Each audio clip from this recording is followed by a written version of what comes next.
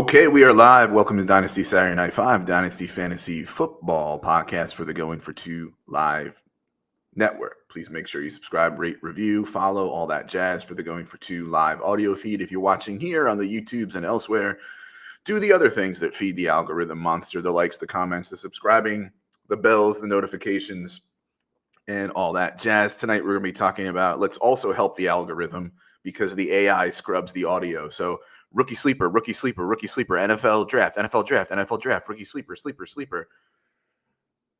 I'm Brian Ford, not joined by my usual co-host, Josh Walker. He was going to be here. It was going to be a threesome, but either way, I am joined by the very first guest that this podcast ever had a while back when we had a sub for Josh, and we were talking about tips for Dynasty rebuilders, and that's my friend in the mountains of New Mexico, not in Breaking Bad, New Mexico, and that is Troy, Voice and Fuego. How are you doing? I am good. It's actually pretty nice here today. I took in some skiing this morning, and then they were having the cardboard derby up there at Sipapoo, and so watch the cardboard derby. I'm going to put some videos of that up on my YouTube, which is also Voice and Fuego, and you can find me pretty much everywhere on the internet under Voice and Fuego at this point. I even changed my Instagram, which forever I had kind of hidden away from all the peoples of the internet and just kept it for myself. But I decided, what the heck, let's just get that branding all in order and get it there too. Yeah, no, that's very efficient use of the social media IDs and algorithms. So, what is the cardboard derby? So, literally, people take cardboard boxes and they build them into methods of transportation, and they drag them up to, depending on how old they are, mid-mountain or the top of the run.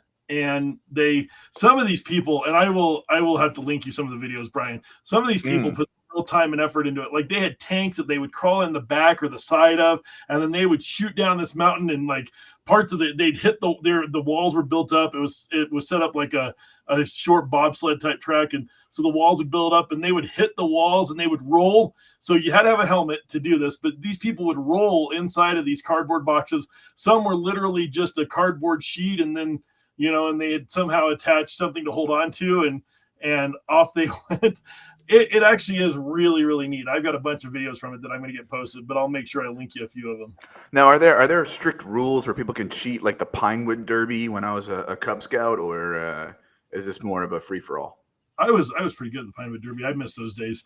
I think it's more of a free for all. I have not I've not looked in a while to see what the actual rules are, because I haven't competed. I'm trying to talk my brother. There's talk that my brother-in-law may be moving to Colorado with my sister-in-law, and if that happens, I may see if he wants. We want to get their kids in it, but I want to see if he wants to do it with me, because there is an adult division, and I think it'd be so much fun. And the people that did it, they when they'd come back up for their second run, and they were talking about such a rush and everything, and it just looked like a lot of fun. So definitely something I got to look more into next year. All right.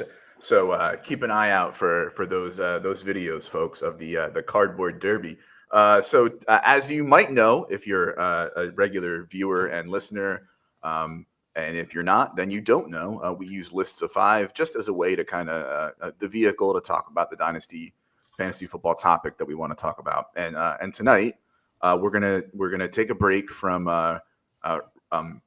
NFL draft Dynasty prospect evaluation dick measuring season, where people are just assholes to each other on Twitter, and just have some fun already with talking about some rookie sleepers that like, hey, if they hit, it'll be fun. There's a couple that I have in mind, that Troy didn't bring up, and maybe Josh and I will do an episode on that too. Like, I know Tyrone Tracy's getting some steam. I like Jared Wiley, the tight end, but we're gonna get Troy's thoughts on the 5 that he chose tonight, and then we'll just kind of have fun discussing them, and then wrap things up. But before we get going, today's show is brought to you by Underdog Fantasy. Underdog has it all, industry leader with player pick'ems, DFS, big tournaments, private leagues, anything you could have, anything your pretty heart desires. They have the big board going now.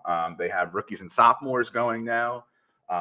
And I'm certainly a DGen throwing down some money pre-NFL draft that I don't have and can't afford on these on these tournaments and stuff. But why am I talking about this? Well, Going for Two and Underdog have a partnership wherein if you go to underdog.com or the Underdog app and you are a new account and you use the promo code GF2, Josh Norris of Underdog himself will match up to $100 of your first deposit. So if you deposit $2, he'll give you $2.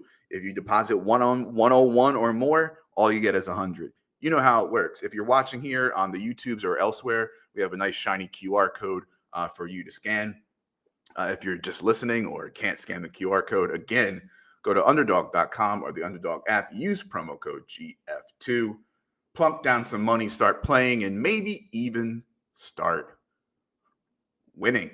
All right, Troy, let's kick it off. Who is the first rookie sleeper that you want to talk about tonight? All right, so all but one of these I got from different groups that I'm in. I do a lot of Patreons, and I do want to say this. For your mental health, X is probably the worst place you can live, or Twitter. So I highly recommend, if you can afford it, finding a group that for a Patreon, I have a couple of those, or join the Discord for Going for Two. It's actually a pretty safe place to ask a lot of questions, get a lot of help. I try to jump in there when I can, but my schedule doesn't allow me nearly as much as I wish. But definitely find yourself a place outside of X for your normal fantasy conversation. You're gonna be much happier with it. That's my public service announcement. Now, with that being said, I reached into the Patreons that I am in, and I asked around and to find out who people were interested in. And so all but one of these came from that. And I'm not professional enough to actually put who mentioned these people, but I'm going to give you four that were from my groups, and then one is mine because it has come from listening to other people talk about it. But that's a long way to say. Our first one is Bub Means. He's a wide receiver from the Pittsburgh Panthers. I don't currently have him on my list in my top 50. We'll see what the draft says, and then that might change that. He actually started out as a defensive back, and then he moved to wide receiver when he transferred from Tennessee to Louisiana Tech. He has been very successful as a college wide receiver at Louisiana Tech, but it is Louisiana Tech, so take it for what that's worth. He has been very good at a player that can get downfield and catch the big pass, and but he doesn't appear to be real fantasy relevant right now. He's according to what I could find, he's probably going to go in the day 3 of the draft or maybe later. He's a little older, which you will find seems to be a common thing with some of these guys that we're going to talk about today. But I think that's something that we're not going to see for much longer. I think the COVID era of college prospects has really changed things, and I don't get too caught up on age anymore because it was so common for players to stay in school a little longer because they could. He's got good size, but and he could be a field stretcher. But all in all, he's not somebody that's probably going to be on your rookie radar right now, but he should at least be in your back pocket. Yeah, I've heard a few people talk about Means. I've looked into him. I have him here in my spreadsheet, and for what it's worth, if y'all go to goingfor2.com and go to the rookie ranks, I have him as my wide receiver 28. But how meaningful is that when everybody after, I don't know, wide receiver 10 or 15 is kind of like interchangeable? We'll see what happens with draft capital and landing spot and who's a UDFA and all that. Jeff Bell of the W Royale and Football Guys kind of called Bub Means like he's Xavier Legette, just in not as good as a football situation, right? He's that 5th year big athletic outside boundary guy who you have to be skeptical of the 5th year breakout and sort of playing at Pitt, but he has certainly flashed traits of being able to work defensive backs and get downfield, and who knows, right? All he needs is a shot, and he might hit. So yeah, keep your eyes out for Bub. Who is the next? Or wait, you're on mute at the moment. Yeah, it doesn't do much good to talk when you have it muted. Sorry, my dogs were we're not helping my professionalism. Is he a fifth year or is he a sixth year? I thought I had read that he was one of those legendary sixth year guys that the COVID I had thought fifth. Let me generation has brought us, but he could be 5. He's 23. He's going to be 23 in January. That is what I have here from. I have him down as a fifth year player in 2 different spots. So I think that's probably right then. I thought he was one of those legendary 6th year players or 9-year players or whatever people could get during COVID. The next one I really like, and I forgot to put down what school he went to, but Javian Baker. I've got him in. I've got him kind of in the middle of the second and middle of the third round is where I'm going to be looking to pick him up. He's one of the many wide receivers in this class. One thing that we talked about off the air was I've always been a running back guy, but the game's changed. Running backs aren't the way they used to be. I was a firm believer in draft running back and trade for wide receiver because the second week of the preseason, you could trade a 4th round running back for a 1st round wide receiver every year without fail. That's going away. That's going to be much more difficult to do. So I will be drafting many more wide receivers. And one of them that I am looking at is Javian Baker. This is somebody that was brought up from one of my groups. He's going to be really dependent on where he gets drafted. And what's funny about that, I want to make sure I have this as the right guy. As I was doing this research, popped into my Twitter line 4 hours ago from Tony Pauline, who seems to be a legitimate source. He works for Sportskeeda, and apparently seems like he knows what he's doing. Javian Baker of UCF has used some of his visits. He set them up with the Patriots, the Houston Texans, and the Chiefs. Teams feel that he can play right away, and they like his catching radius with his 32.25-inch arms. Now, I don't know what my arms are. I'm a big guy. I think I got some arms going on. But the more I read on this guy, the more I like him. I typically just use a couple other sources that I have, JJ Zachariason, Emery Hunt, a few others that have draft guides from people on that I like from our side as well. And, just different places. And I use the numbers and I build out my draft list. And then I watch for things like this because everybody's going to be great in the preseason. We know that. But you got to listen. You got to listen to the things that are a little unusual. And this is one of those things that I think is unusual. JJ Zachariason has him comping to one of his comps is to Michael Gallup. And I like that. Yeah. He is somebody that I think, he had a couple years with Alabama and he was good with that team. And we all know how good Alabama's been over the last decade. And so that's definitely not somebody I would put past. And he was competing for touches with, Devonta Smith, John Mechie, Jamison Wilson, Williams. It took him a little while to get production. So that's held him down a little bit. But man, if he ends up like on Houston, I hope not, because Tank Dell's my boy. But if he ends up, with the Chiefs, which have way too much hype around Hollywood Brown right now, they still need some legitimate wide receivers. And he's somebody that if he ends up there, the draft capital is, especially if he goes early at all, the draft capital is going to be nuts and he's going to rise up boards. Jamie Perog says he's seen Baker as rookie wide receiver 6. I believe it. There's just the thing is this wide receiver class, wide receiver 6 could be in the middle of the second round because you're going to have the 3 big ones and then you're going to have a couple more in the first round. And then at some point I play super flex. So if you're playing standard 1 QB, then he could be a first round talent for a lot of 1 QB drafts.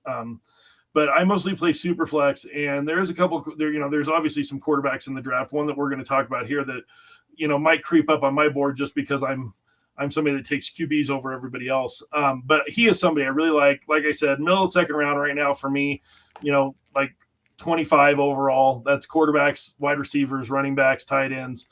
I've got him about 25, but I'm ready to move him up if he gives me a reason to. And I'm not usually somebody that moves up based on draft, but my friend Run DFF, Justin from the Hot Sauce Pod, one thing he has always said that, is the NFL will tell you what they think of a player. And that's going to come up again later on. And I think that's important to know because if the NFL is low on a guy, There's a reason why. And we might think they're great, and they might be great. But if the NFL doesn't believe they're great, the NFL is who's playing the players. And so as great as we might think a guy might be, if his draft capital is low, then it's going to be very hard to see Baker moving up. But if his draft capital is high, if they tell us that he's, a strong candidate for a starting role, then I'm listening.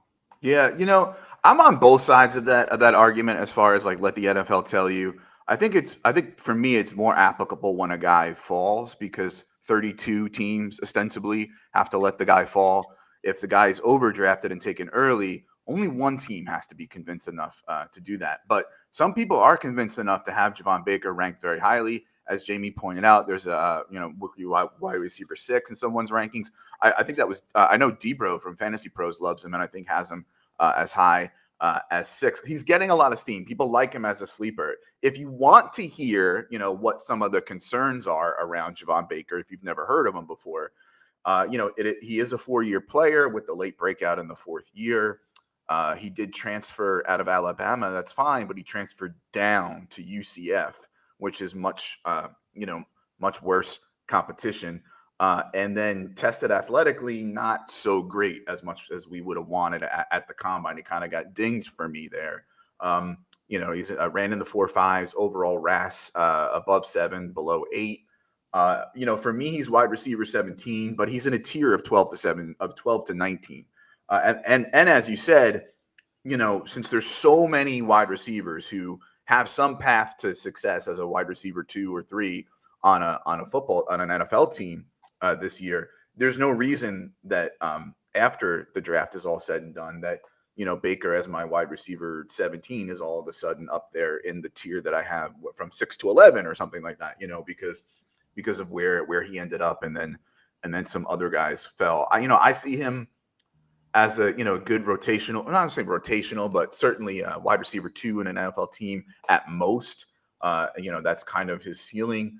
I have him 35 overall, but again, that's in a big ass tier in the overall Superflex rankings of, let's see here, 21 to 38, because it's like, hey, who knows? That's the second and third round. We'll see how it shakes out with everybody. But yeah, a name to definitely keep your eye on. He's getting some steam. Yeah, Javon Baker.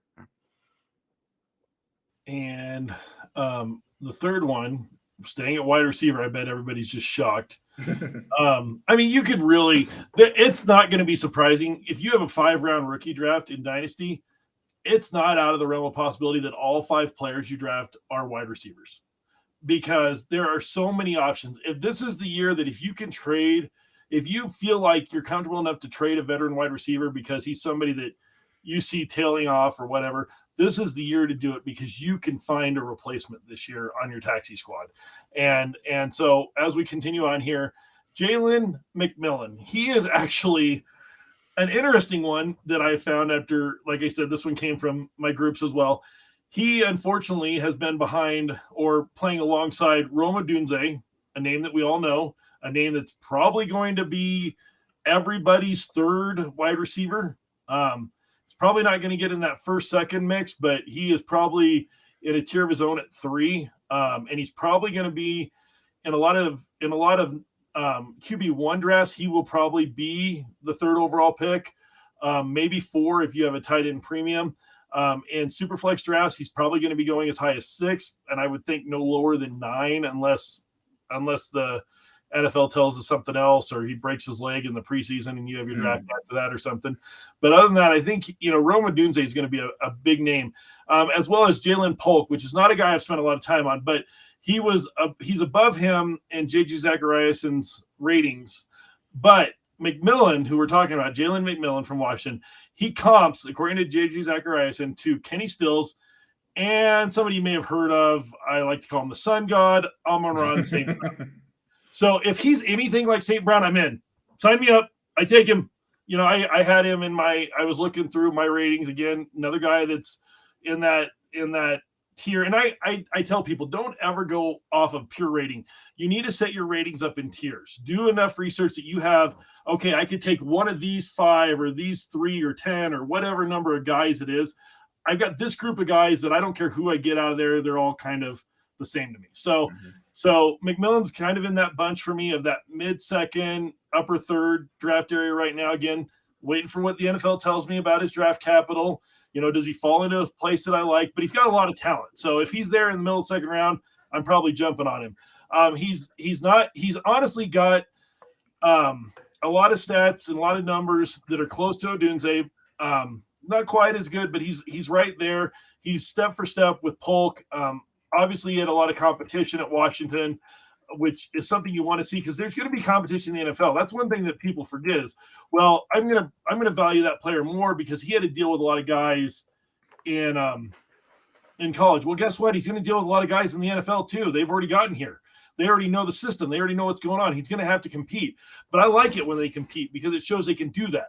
So he's a guy that's competed. But one of the knocks on him is that about 90% of the routes that he ran in 22 and 23 were out of the slot. Mm-hmm. And in the NFL now, wide receivers don't just play the X or the Y or the slot like they used to. They're kind of all over the field, and so are tight ends and offensive linemen sometimes too. Who knows? But everybody's catching passes. But that is one thing that McMillan can do, but he has done it mostly out of the slot. Can he get to be an outside guy? Possibly. We don't know yet. What does some learning from NFL coaches and trainers do for you, And so he's somebody I like. And I mean, anybody that somebody I trust can compare to Amon-Ra St. Brown, I'm in. Yeah, again, McMillan for me is in that tier of 12 to 19. He sits at 16, right above Baker. Right below Baker is his teammate Jalen Polk. To me, they're kind of a coin flip as far as like the next guy that gets drafted after Odunze and the next guy that gets drafted in fantasy drafts. Although I think most people have the edge to Polk. To me, again, they're essentially a coin flip, not only in the same tier but only separated by two individual ranks.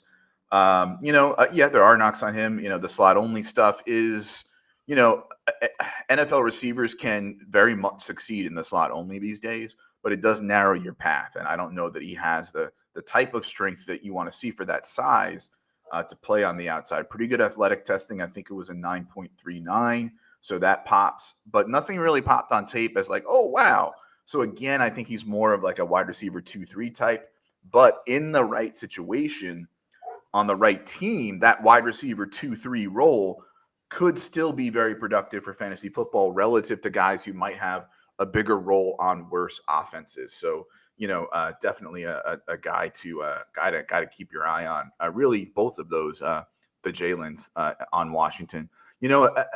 He had to compete with Polk and Odunze, but also I think you can say he benefited from Polk and Odunze. And you can also say, well, he didn't really have good years until, he played in a pro-style offense with a, 50-year-old, sixth-year quarterback, But again, like I'm just kind of pointing out the knocks here or there. We're trying to have some fun tonight. And so fun is, hey, let's see if Jalen McMillan gets a, good, the right draft capital on the right team with an offense where, you mentioned the Texans before and Tank Dell being your boy. Tank Dell wins from the inside and the outside, right? So Jalen McMillan could go there and just be that like solid floor presence as the wide receiver 3 and be a slightly bigger slot guy on that team. And you still move Tank Dell all around the field and, maybe everybody eats. Yeah. And it's, while we're being good about it too, you got to look at the negative, especially with these guys.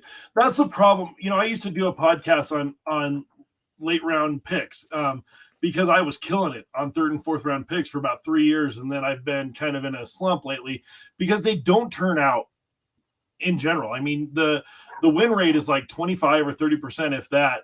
And so I think, you got to look at the negatives with these guys.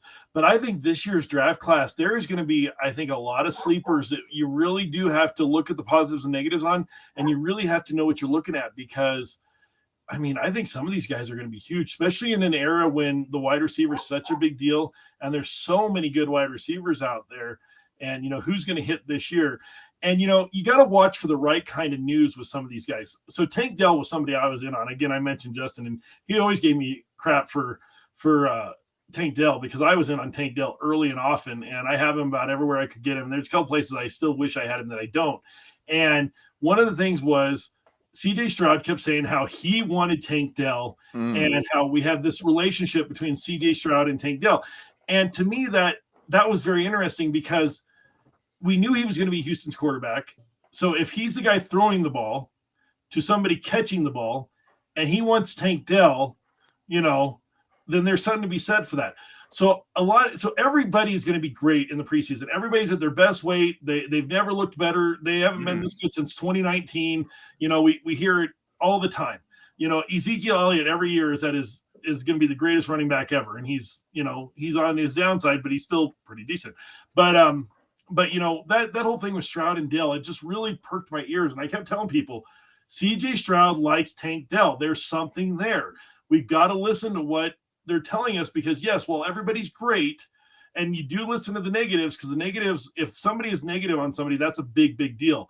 But when you hear something from the quarterback and he's specifically, singling out a wide receiver time and time again, listen to that. If we hear that with some of these guys, man, move them up your list because, they might be the next Tank Dell guy, and, in our chat, Kyle had mentioned that he likes Javian Baker a lot. He had seen him as high as wide receiver 6. He thinks it was John Lobb. I don't know how you could forget if it was John Lobb because it was probably yelled at you.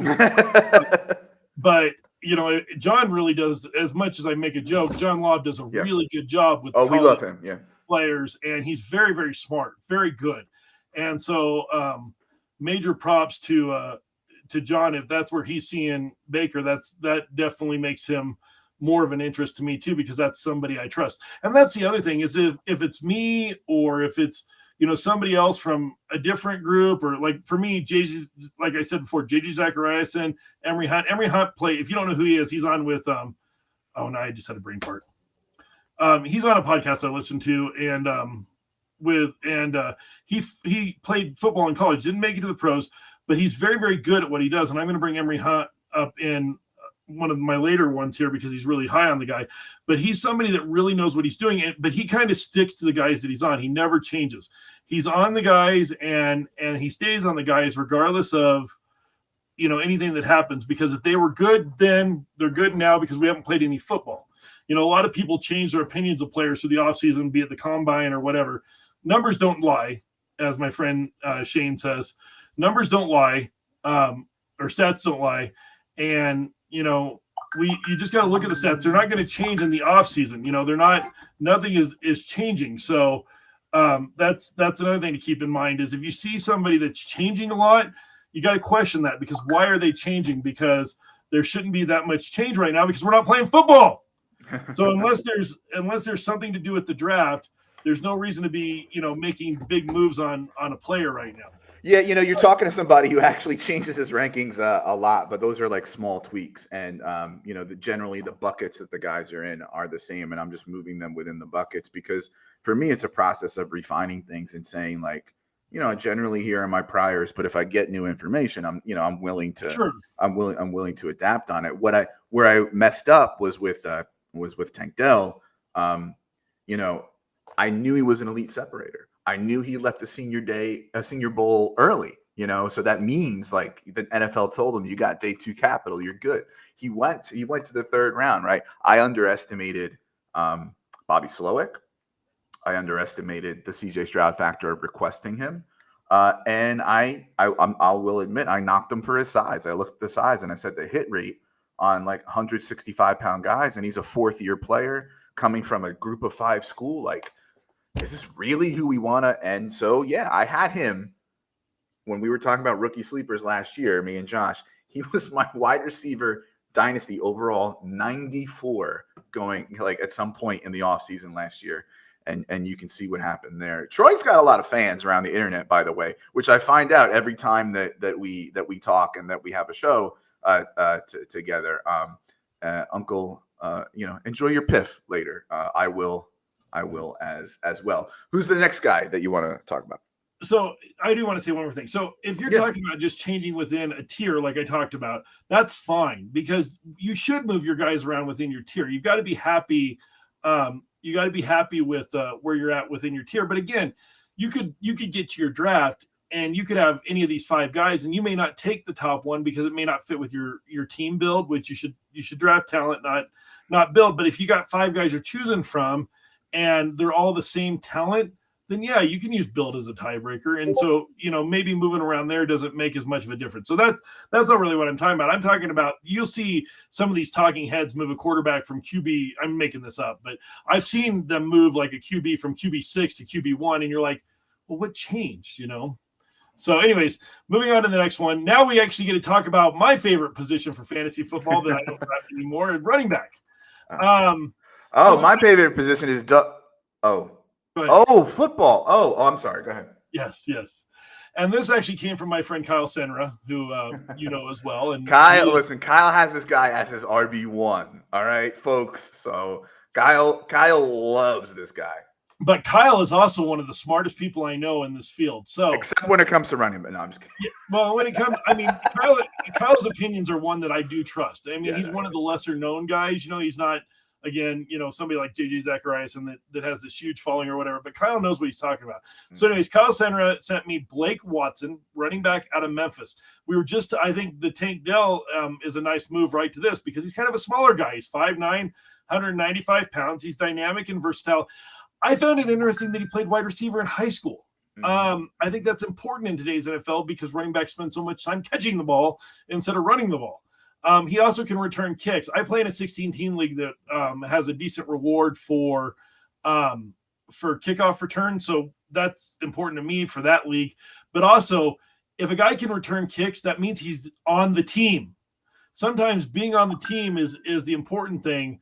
I know there's a lot of people out there that say any RB on 53 is worth having on your roster because, they might get a shot. We've seen how running backs get hurt.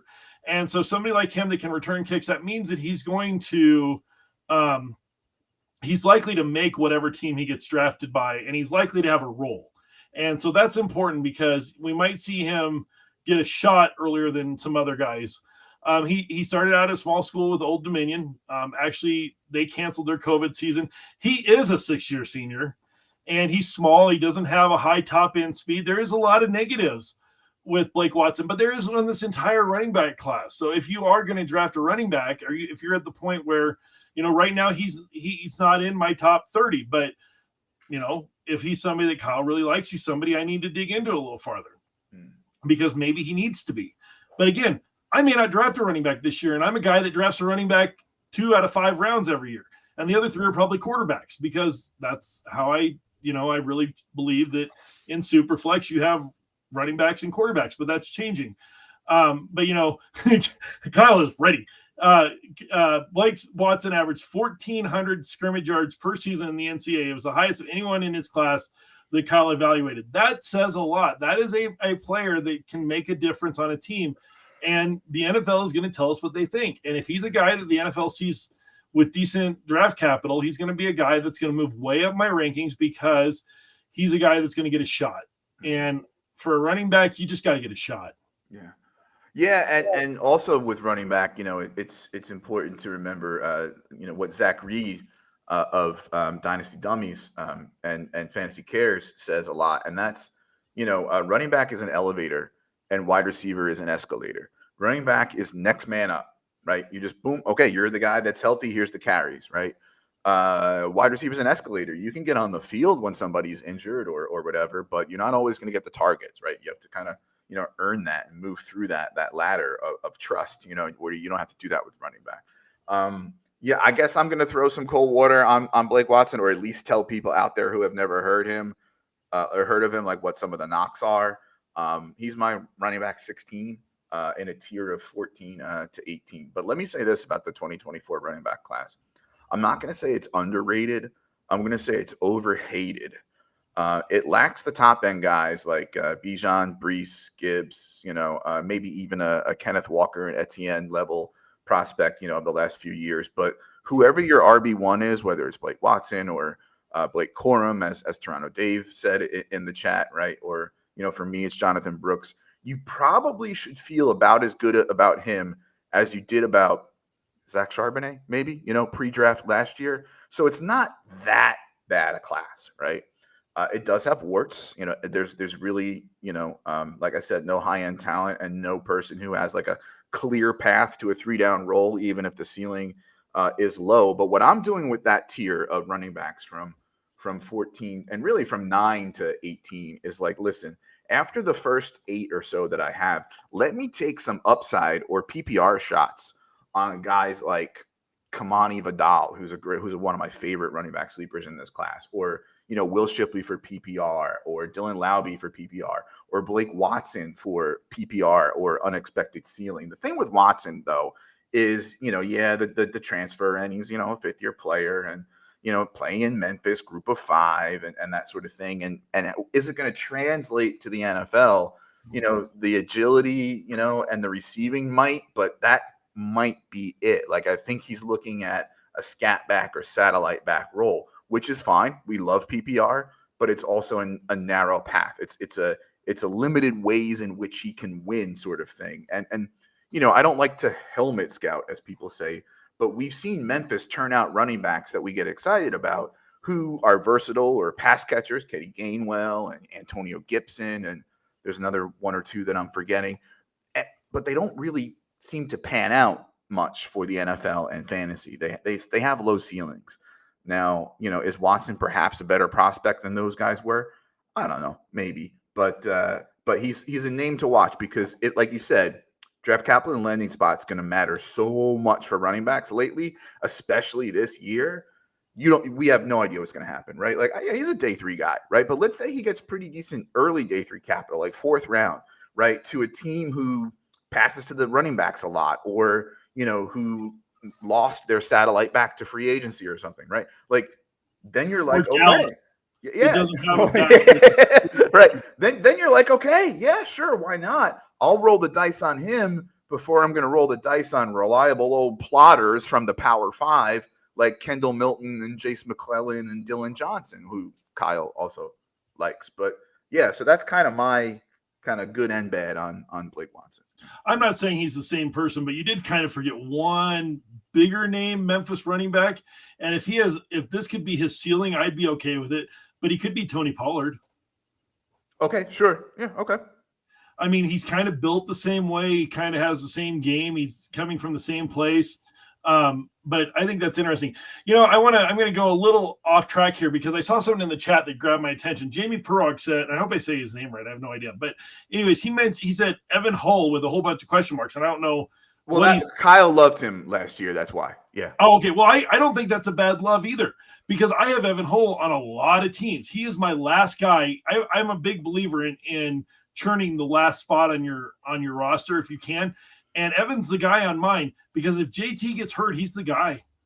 And he's one of the few ones that you can grab and know that because a lot of it you can't really handcuff because you don't know who's going to come out of that backfield. But it looks like Evan Hull is the guy behind JT. And if that's the case, I want to have, somebody, one of the few, situations where the running back isn't in a committee, I want to have the guy that's his surefire backup, and that seems to be Evan Hull. So I do like Evan Hull a little bit, but I wasn't sure where that was coming from, but I'm glad you could clarify that. And folks may forget, he was injured severely very early in the season, so he's been out of sight, out of mind. This might be the first year back from that injury, so, he maybe is rusty a little bit, but, he's still an early day 3 back who had some versatility, who we kind of liked last year as a sleeper or a guy who could contribute if someone went down with an injury and that sort of thing. And so, yeah, why not in 2024 as well. Okay. So are we at our 5th and final? Yeah, we're at our 5th and final sleeper. Who is your? So this one is one that I'm actually kind of excited about. I don't know if that's the right term because they're sleepers, but he's somebody that I'm definitely keeping an eye on. I want the NFL to tell me what they think of him, and I want to see his landing spot because it's going to matter. And I think it matters for Blake Watson too, because for all the reasons we were just talking about, because normally I'm not big on I'm big on talent over draft spot, don't get me wrong. But when you get into sleepers and this kind of stuff, you do kind of got to look at where they fall because it does matter. And especially with running backs, you got to look where they fall because it matters. This is another guy that it's going to matter where he falls because he's got to get in the right situation. He's got to get into – if he falls into a situation where the quarterback is at question and he's the next guy, I'm interested. Spencer Rattler. So Rattler was somebody that could have went in the second round last year. I saw a lot of things that had him drafting into the second round last year. He is somebody that Emory Hunt at F-Ball Game Plan loves. He's had him as literally his number one QB all year. And he won the Senior Bowl MVP. He can break sacks. He makes throws you want to see. He's improved over the last few years, but he is older. And he's spent a lot of time in the pros. He's transferred around a little bit. He's definitely a guy that is questionable. He is somebody, again, in my mid-second, I'm sure you guys are tired of hearing this, mid-second, third tier, but that's a decent tier. He is a guy that I'm looking at that late in the second round or anywhere in the third, I will probably take Spencer Rattler. So if you're in a league with me, he ain't getting past there if you want him. And you may not want him. He's not a guy that's going to, there's a lot of big name quarterbacks in this. There's at least 3, 4, 5 big name quarterbacks in this draft. Spencer Rattler ain't one of them. But some stuff that I've found says he should be. So, he's a sleeper. Let's put it that way. He needs the right situation. If he was the guy drafted to the Giants, I'm interested. Okay. If he's drafted to Kansas City, I'm not interested. But if he's drafted to, somewhere that has a quarterback battle, that somewhere that the quarterback may be leaving next year, that's another thing to look at. Could he be a guy that a year or two down the road is in line for the spot? Is he somebody that I can put on my taxi squad this year, and then do I have enough bench space to keep him for one more year after that? Because he may be that guy, but in Superflex, that guy has value. Yeah. To the extent that we can have a sleeper in among quarterbacks, Rattler's as fine a choice as just about anybody else. There's a lot of people who feel that the NFL will like him more than the fantasy community does, and I don't think that that's wild to think that. His story is, as you said, is very, very interesting. When he was sort of young and dumb and arrogant, he was on that QB show on Netflix. Has done a lot of, did not handle Caleb Williams ousting him well. And so he transferred to South Carolina. I think he's a 5th-year player, or at least 4th. We're looking at a guy who has matured from all accounts and still has an NFL arm and can make throws. He's got flaws. He's definitely got flaws. Like there's no question about that. But it's also important to realize that he was playing behind a very bad offensive line at South Carolina both years, especially I think the first year there. I think they had 10 different starting line combinations in like 12 or 13 games. It's a very bad situation there. He also had pretty much a lack of weapons too. And just in 2023, pretty much the only person he was throwing to was Xavier Legette. There's definitely a there, right? And as you said, where he lands is very, very, very important, because quarterback, to the extent that any position can be a crapshoot, we like to go in with our educated guesses and all the research that we do. The most crapshooty position, though, is quarterback, because so much depends on what's between the ears, coaching, scheme, fit, all that, even more than any other position. So if he goes to the Giants, like you said, the Saints, who they committed a lot. They committed a lot of money to Derek Carr, right? So it's probably going to take a lot to get Rattler on the field because of the money. But they're also not going to like cart Derek Carr out there if they're like lose, if they're like 0-9 or 10. It's not going to happen, right? I'm just kind of looking at the teams here off the top of my head, and who know, like what if New England trades out and doesn't take Drake May or something like that? And they've got Brissett as sort of the bridge, and they want to develop Rattler a bit. I don't love New England, but that's a lot better. That's a lot better spot to be than in some other spots, right? So there's teams like that, and he late day 2, early day 3, in the NFL draft, and he lands in a spot where you can see a path like that. Sure, why not? Let's throw a late 2nd or a 3rd round pick in rookie drafts at Rattler, because Superflex is important. And also just want to mention, rewinding to the part about CJ Stroud, requesting Tank Dell, Patrick Mahomes Patrick Mahomes requested Rashee Rice, right? So, maybe something to think about. Like maybe these quarterbacks know Well, what they're talking about. on that, I was off on Rice because there has never, since Tyreek Hill, no quarterback in an Andy offense, or sorry, no quarterback, no wide receiver, no rookie wide receiver in an Andy offense has made any sort of an impact since Tyreek Hill.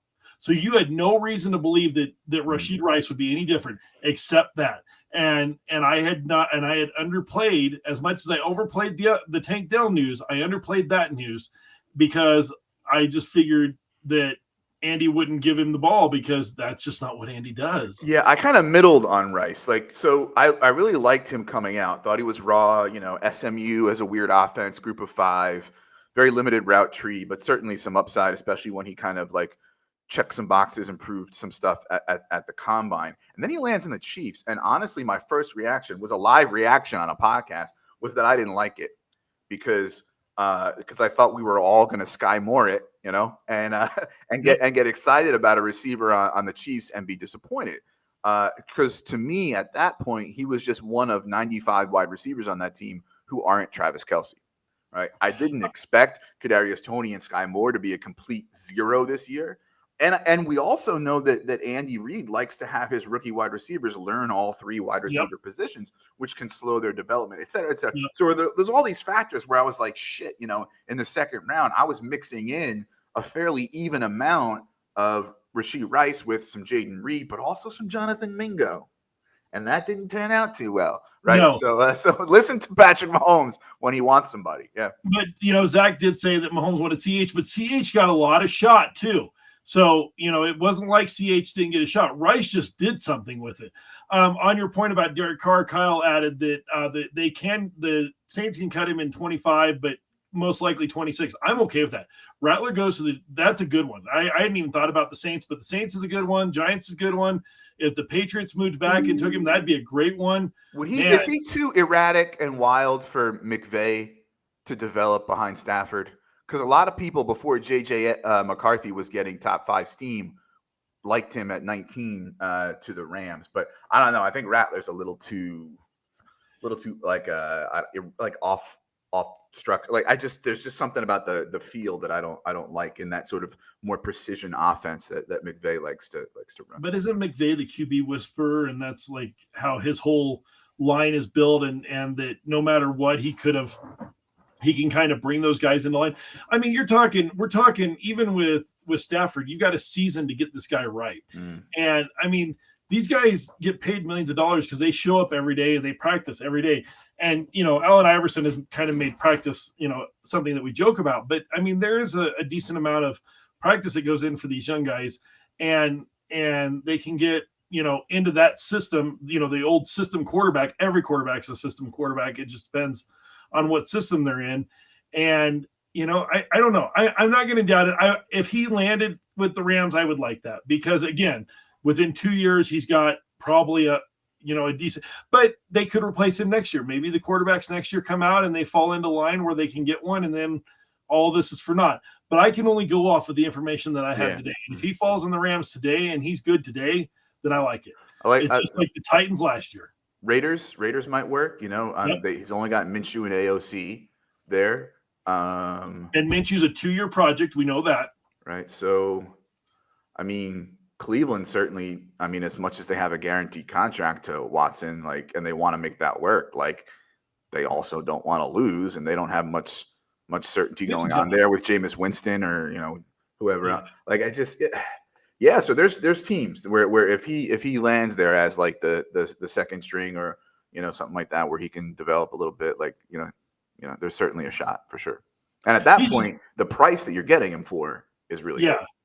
You just got to be aware of where he falls, and you got to look at it and know that and again, this is a super flex only option. If you play one QB, you don't need Spencer Rattler. Not this year. You can get him off your waiver wire probably, or you can take him in the 5th round or something ridiculous. But because 95% of my leagues are super flex. My original home league is a single QB league, and I'm holding the belt from that league right now and plan to dominate it for several years, but we'll see. But best laid plans and all. But most of my leagues are super flex. So I did want to bring up a super flex one because while the other four will work for either style, I think you need a couple of bullets in super flex. And the problem with quarterback, like you're talking about, is you can only get one on the field at a time. Running back, you have two running back formations. You can, a guy gets knocked up and another quarterback comes in. Running back comes in. That doesn't happen at quarterback. At quarterback, you have one guy that plays, 90, 95% of the game. So you need him to fall into the right place. Blake Watson could fall into the wrong place, but move into the spot. Mine has a 5-round draft, Kyle. But it does get pretty thin towards the bottom. And that's why I like looking at sleepers, is because I have a 1 QB league that goes 5 rounds. And so I have to know who some of these guys are because I got to take them late. Mm-hmm. But no, I do. I think Rattler's going to be one that for Superflex, you got to keep an eye on those quarterbacks because, just like I said, any RB on a 53, any QB on a 53, you got to look at, and you got to see where they fall within that team. Right on. All right. So before we land the plane on all this, any you're not on here much. Anything else that you want to talk about during rookie season, or anything else you want to tell the fans or tell folks to, that they're doing in their fantasy leagues, some tips or tricks or anything else that you want to get off your chest? Just don't overreact to everything we hear. Make note of the negatives that come from coaches because they're telling you something. Coaches want to be positive this time of year all the way through spring training. They want to tell you all the great things. But be aware. Be aware of what's getting said out there. And like we talked about, just listen. You got to cut through the noise. Cut through the noise. Everybody's great this time of year. Everybody's great through draft season. But cut through the noise and find who you believe in and can cut through and listen to what matters. And if you can do that, you're going to find so much more success with your fantasy leagues. And last year I put like 80% of my leagues into the playoffs. I think half of those had first round buys. I was so proud of myself. And I'm trying not to swear, my butt got kicked because I just my players didn't have it. And when you're in playoffs and it's one and done, it is what it is. But build the teams to get you to the playoffs because you never know what's going to happen. And all you can do is get yourself to the playoffs and then let things go from there. But put yourself in a position where you can make the moves that the rest of your team and the rest of your league isn't making, and you'll find yourself in a lot more playoffs than you have in years past. All right. So that'll just about do it from two folks who probably can't claim they're in the best shape of their life. Please subscribe, rate, review to the Going for Two Live audio feed and follow and all that jazz. If you're here on the YouTubes, do all those things too. Subscribe, like, comment, notifications and I don't know, implanted into your brain. We must feed the algorithm. Sleeper, NFL draft, rookie, fantasy, dynasty, sleeper.